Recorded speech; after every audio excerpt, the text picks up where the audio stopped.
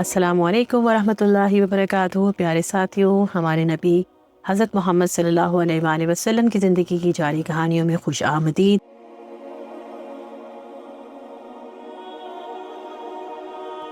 بچوں، میں چاہتی ہوں کہ آپ ذرا سوچئے، غور کریں، ایسے لوگوں کے بارے میں سوچیں جو نہایت زبردست صفات کے مالک ہوں، جیسے کہ وہ ایماندار بھی ہوں، کبھی جھوٹ بھی نہ بولتے ہوں، اور ایک دوسرے سے نرمی سے پیش آتے ہوں، مہربان بھی ہوں، عاجزی سے پیش آتے ہوں، مددگار بھی ہوں۔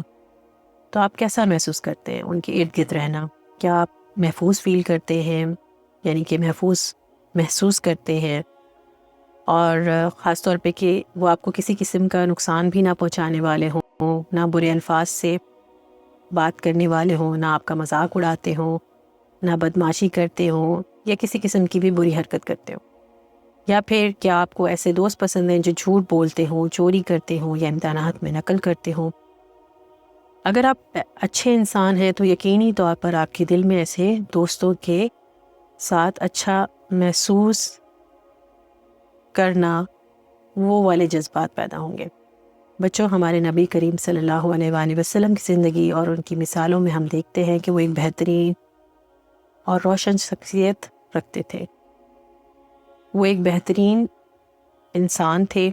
دوسروں کے ساتھ کس طرح بات کرنا ہے، کتنے نرم لہجے میں گفتگو کرنی ہے، اور کس طرح سے پیش آنا ہے، انہیں کتنی عزت دینی ہے، چاہے چھوٹا ہو یا بڑا ہو، غریب ہو امیر ہو، اور کہاں ان کو صبر کا مظاہرہ کرنا ہے، اور یہاں تک کہ لوگ بدمعاشی کر جائیں، ان کو بدمعاشی کا نشانہ بنائیں، برے القاب سے نوازیں، تب بھی وہ مطمئن رہتے تھے، صبر اور استقامت پر قائم رہتے تھے۔ اور انہوں نے کبھی جھوٹ نہیں بولا، چاہے کچھ بھی ہو جائے۔ لوگ انہیں اپنی قیمتی چیزیں جیسے پیسہ، سونا امانت کے طور پر دیتے، ان پر اعتماد کرتے، انہوں نے کبھی اپنے وعدے نہیں توڑے۔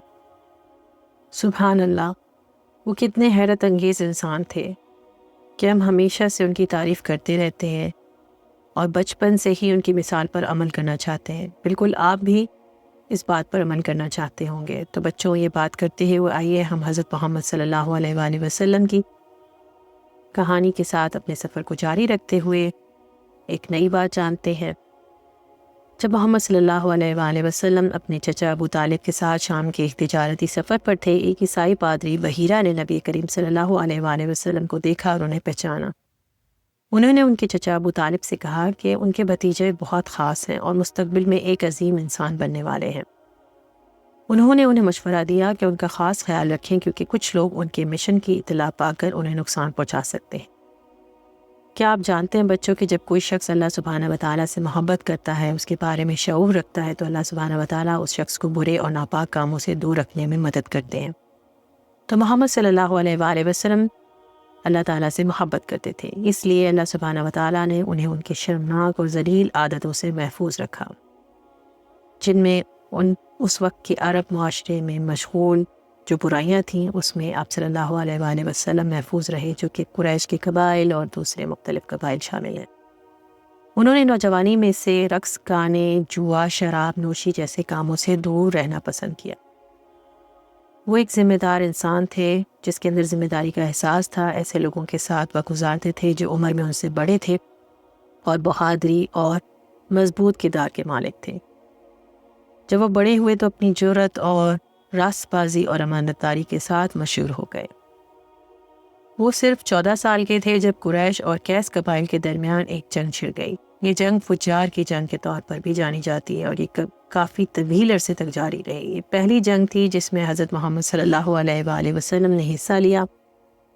ایک نوجوان ہونے کے ناطے جنگ میں ان کا کردار دشمن کے تیر جمع کر کے اپنے چچاؤں کو دینا تھا تاکہ وہ انہیں دوبارہ پھینک سکیں۔ جب نبی کریم صلی اللہ علیہ وآلہ وسلم تھوڑے بڑے ہوئے تو انہوں نے اپنے چچاؤں کے پیشے کو اپنایا اور تاجر بن گئے۔ ابو طالب اپنے نوجوان بھتیجے پر فخر کرتے تھے اور خوش تھے کہ انہوں نے ان کا کاروبار کا رستہ اختیار کیا۔ جب بھی حضرت محمد صلی اللہ علیہ وآلہ وسلم تجارتی سامان کے ساتھ قافلوں میں شامل ہوتے تو وہ ہمیشہ زیادہ منافع کے ساتھ واپس لوٹتے تھے۔ سبحان اللہ۔ ان تجارتی سفر کے دوران قافلے کے لوگ حضرت محمد صلی اللہ علیہ وآلہ وسلم کی مضبوط خصوصیات کو سراہتے۔ وہ اپنے معاملات میں ایماندار تھے اور اپنی تجارت کے کاروبار ہمیشہ بہت شائستگی سے کرتے تھے۔ ان کے ساتھی اور دوست ان کو پسند کرتے تھے، ان کی خوبصورتی، خوش اخلاقی اور ان کی خصوصیات ایک کامیاب معزز تاجر کے طور پر سراہا گیا۔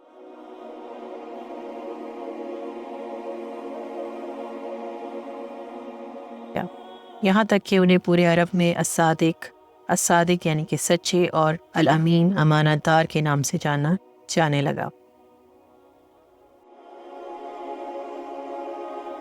اس دور میں ایک خاتون جو کہ عربی تھیں، جن کا تعلق بھی قریش کے ایک معزز قبیلے سے تھا، جن کا نام ختیجہ بنت خولد تھا، وہ ایک بیوہ بھی تھیں اور خاندانی کاروبار چلاتی تھیں۔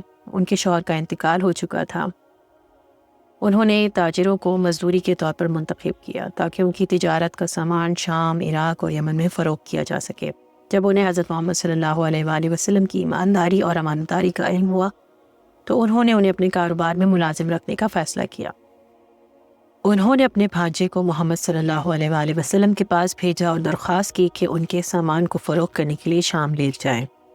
نبی کریم صلی اللہ علیہ وآلہ وسلم جو کہ اس وقت نوجوان تھے، انہوں نے اپنے چچا ابو طالب سے مشورہ کیا۔ چچا نے مشورہ دیا کہ وہ اس خاتون کی پیشکش قبول کر لیں۔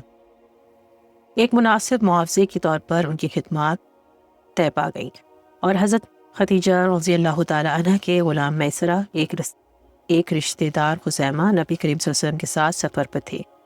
نبی کریم صلی اللہ علیہ وآلہ وسلم گھر واپس آئے اور کامیاب کاروبار کے لین دین کے ساتھ تمام سامان فروخت ہو گیا اور منافع بھی خوب ہوا۔ ختیجہ رضی اللہ تعالی عنہ ان کی کاروباری مہارت سے بہت خوش ہوئیں اور انہیں اپنے کاروبار کے مستقل سربراہ کی حیثیت سے ملازم رکھنے کا فیصلہ کیا۔ ہر بار جب بھی نبی کریم صلی اللہ علیہ وآلہ وسلم کے سامان فروخت کرتے، وہ گھر بہت زیادہ منافع میں ساتھ واپس آتے۔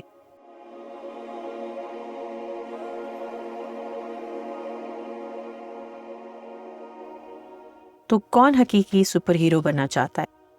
واہ، پھر آپ کو بس نبی کریم صلی اللہ علیہ وسلم کی طرح مضبوط کردار کا مالک بننا ہوگا۔ یہ آپ کو حقیقی سپر ہیرو بنا دے گا۔ میرے ننھے سپر ہیروز، بہت ساری دعائیں۔ اگلی بار تک اپنا خیال رکھیں اور اپنی بہترین کوشش جاری رکھیں۔ اس وقت تک کے لیے اجازت۔ اگر آپ کو آج کا واقعہ پسند آتا ہے تو نیچے موجود لائک کے بٹن کو دبانا نہ بھولیں اور ہمارے چینل کو سبسکرائب ضرور کریں۔ سبحانک اللہم و بحمدک، اشہد ان لا الہ الا انت، استغفرک و اتوب الیک۔ السلام علیکم ورحمۃ اللہ وبرکاتہ۔